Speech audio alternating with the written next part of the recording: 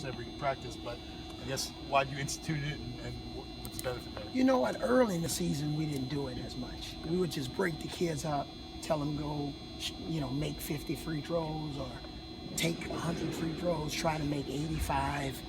But we trying to incorporate some pressure. That, hey, you got fouled on the three-point shot, you got fouled on the two-point shot, Jimmy, you had a dunk. So they all know kind of the reason why they're going to the line.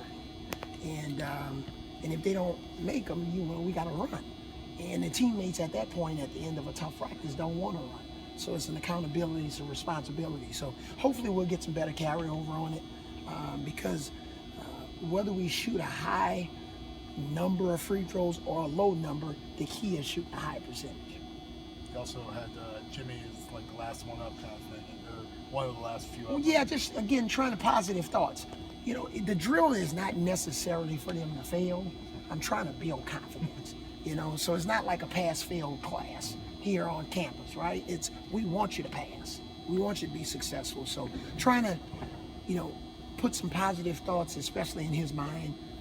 It's one of the last things I did in practice. I made my free throws, trying to feel good about himself. And now, we go get on the plane and go play a tough game.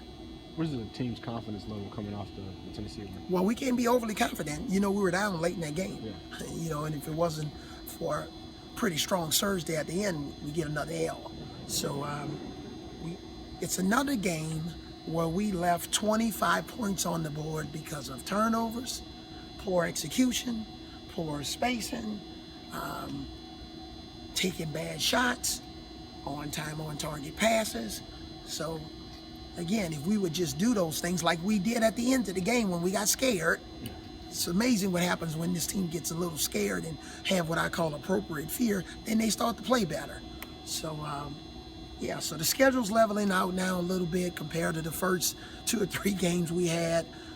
So hopefully we'll be able to catch our breath a little bit and continue giving ourselves a chance to win. How do you define appropriate fear? I think I'm not big on a kid being scared. I can even understand these are kids if they're a little bit nervous going into a game. But fear is, not boxing a guy out properly, going up to the free throw line with negative thoughts. Fear is when I miss a shot, I drop my head and it's like the whole world is coming to an end and they act like we're not going to feed them their next pregame meal. Or coach might cut me. This is not the NBA. You don't get cut, okay? So just not having that confidence in appropriate body language when you're about to enter into a task, whatever that may be. You took some time after the Tennessee game to kind of compliment Dante's play, and just what have you seen from him over his growth over this season, and what do you think he needs to continue to improve on going forward? He's come a long ways. Some of our players have incrementally gotten better, but Dante's come the furthest. I'm thinking back to when he first came on campus in June, and he came in, he came in and we knew as a staff that he had to gain some weight. But it seemed like when he first came in, we were working him so hard, he dropped 5 more pounds, and we were trying to add 20. So he was just a little wet vegetable when he came in. He couldn't do much of anything. Jimmy was overpowering him every day in practice. Everybody was blocking his shots. He couldn't get up and down the floor. So, man, he runs like a gazelle now. And he blocks shots. He comes out of nowhere. He's having a lot of fun. He actually knows the plays now. It's taking this long for him to get to know the plays a little bit better. So, it's just maturity, man. And he's a kid that people root for. He ignites our fans. He had a couple of incredible blocks in our last game, and our student section was just going crazy. So we really like his role. In a perfect world, had we been here 3, 4, 5 years and we had like a perennial NCAA tournament team, he probably would have been a primetime candidate to redshirt, but we're not on that level yet. He's got to play, and his minutes are important. Well, Justin Coleman, he was in a boot. Is that Yeah, common? Justin has been having some issues with a little bit of a turf toe and aggravated it a little bit right before the last game and re-aggravated it a little bit, but expect him to play. Okay, this was more of a precautionary day for him. So expect him to play on tomorrow. He probably won't participate much in shoot around, maybe shoot a few free throws, but he should be ready. I'm not even saying he's a game time decision, just expect him to play. You're right at the midpoints of the conference slate. I mean, you're at, I think, the 8th game. What do you take from the first half of SEC play that you can maybe build upon going down the stretch? Can I use this? If I had a marker, I would write on this, and it would be about 10 different things, but I'll give you a few of the top ones. Number one, we're a much better team when we're not turning the ball over. Our assist-to-turnover ratio needs to significantly improve, and it can. We have to take care of the ball. We have to do a better job of rebounding. And a good indicator for you guys against South Carolina, I think in their last 2 wins, they had 18 offensive rebounds. 18 offensive rebounds. And their last loss maybe was around 10. And you can check the numbers. But we have to rebound. And what I'm saying is not just the pretty rebounds, the dirty ones, the ones outside of the area, the long ones, So those 2 things we have to improve in. Execution on offense. They jumped into a little bit of a zone in the last game, and we act like we'd never seen a zone before. But then when we got a little concerned, then boy, we executed our zone offense perfectly, got 2 great shots, and the rest is history. But I'm trying to get our players, and I know they're young, to just try to do the same thing great multiple times. Maybe I'm asking for too much. Am I asking for too much? Avery, do you have to guard a little bit against fool's goal from that first game against South Carolina, where you say, "Oh, that was easy. We shot the ball." They're still pretty good. They are really good. You're right about that. And you go into their gym. It's a game. Lawson got in, made a 3, so they're going to have a lot of motivation. And I love for Riley to continue to hit 8 3-pointers a game for the rest of the year. Probably not going to happen. We need other guys to participate. So you're right, and that's why when we looked at video today, that's one of the things that I talked about.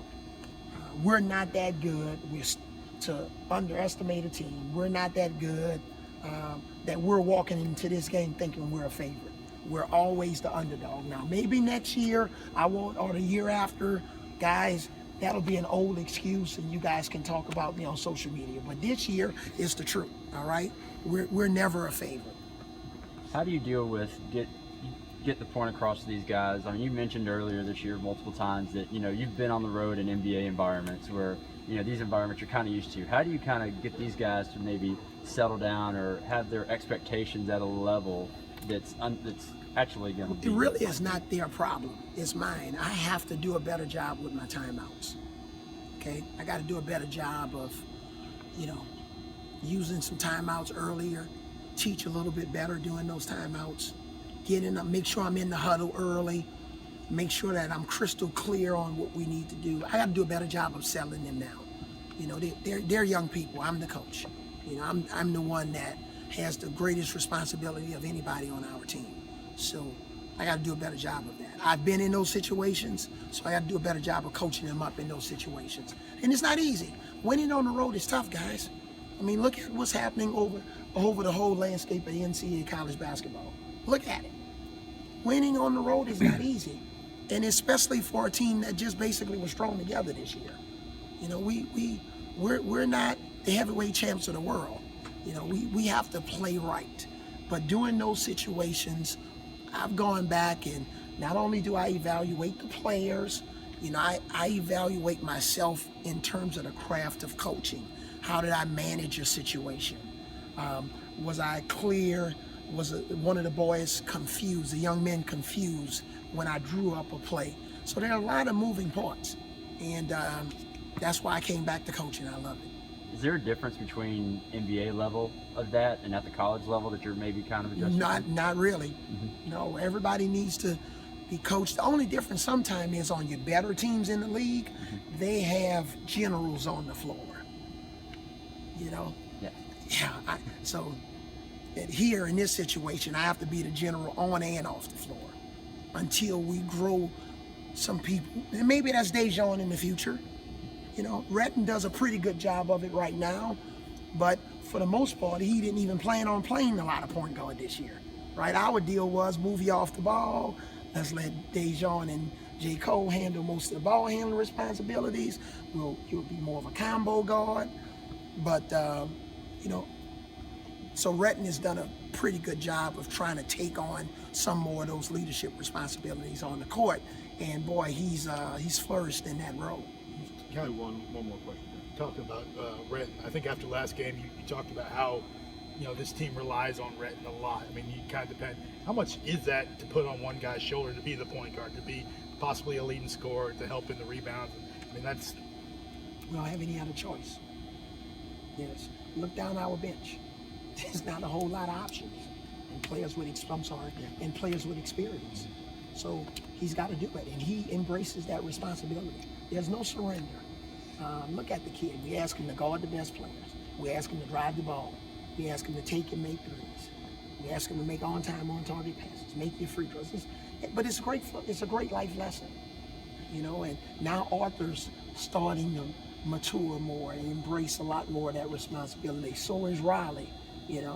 We've been a little bit of a different team since Riley's been inserted in the lineup. Not that we've won every game, obviously, but we've been a little bit of a different team. Riley gives us another added, attitude, and aggressiveness and physicality that we desperately need. Okay.